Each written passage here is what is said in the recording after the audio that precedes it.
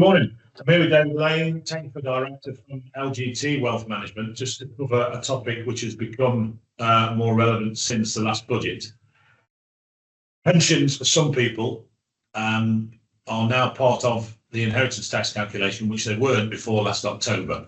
That's right, and David's just going to expand on what's happened in that arena, and we'll move on to some things that we can maybe do to mitigate some inheritance tax liability. Great, lovely. Thank you. Well, hello everybody.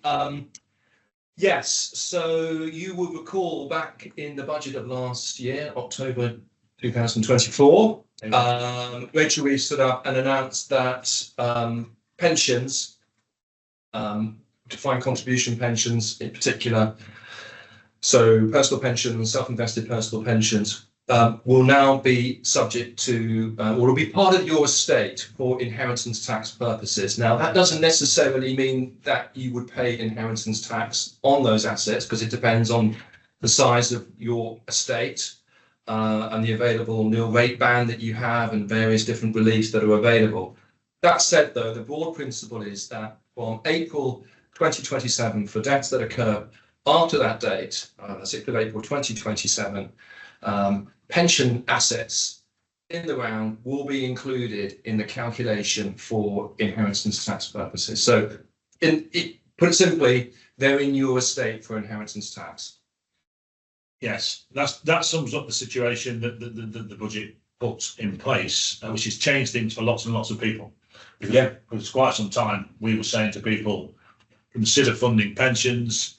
That will give you a nice shelter against inheritance tax potentially, because pensions in that respect were treated more favourably than other investments. Yeah, of course that's changed.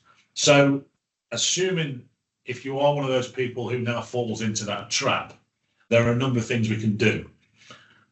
What we're here today to just present on is the fact that there is what many would see as an old-fashioned route, I guess, around mitigating inheritance tax. Yep. And that's simply taking out some life insurance to mitigate the impact of inheritance tax on death. So could you just expand on how that may David? Yeah, sure. So I think just going back a little bit, it's really important, first of all, to sit down with your George Square advisor and work through actually what your liability could be. So it's a number crunching exercise to look at the value of your estate as it is today, and what the value of your estate, including your pension assets, will be going forward, and in particular post April 2027, when pension funds are included. So that's the first thing, is to calculate, what your assets are, if you like, what you own, and what the value of those assets are, and then work through. Then, okay, well, what's the potential tax liability attaching to that in the event of death? So once you've worked through that calculation, you know what the tax will be, what the tax could be. As Dick says, one of the most effective ways of managing that liability is through a good traditional life assurance policy written subject to an appropriate trust. So what happens, therefore, in that situation is, let's say it's myself, I insure myself for, let's say my liability is £50,000. So I have a life assurance policy with a sum assured that is equivalent to £50,000. So in the event of my death, the sum assured is paid out, and it's paid out to a trust, which is attached to the policy. The trustees of that trust typically will be the people who are looking after my will, known as my executors. They then can access that money and use that money to pay the inheritance tax liability that's due on my estate. The important thing, the really critical thing, is number one, as I say, to work out what your liability would be.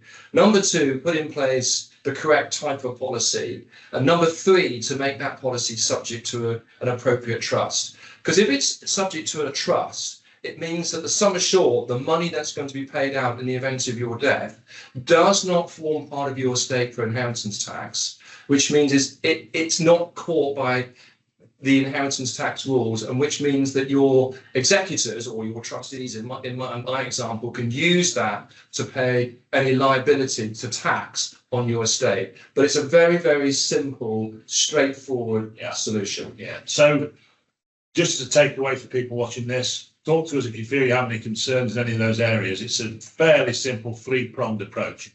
First one being assess whether or not the type of pension you have could be subject to inheritance tax on death.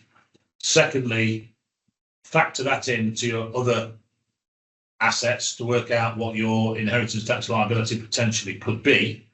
And then thirdly, consider insuring that liability and putting the trust in place to make sure that we have the appropriate amount of funds in place to mitigate any inheritance tax liability. So thank you very much for that, David. Thank you, Dave. Appreciate it. Much appreciated. Thank you.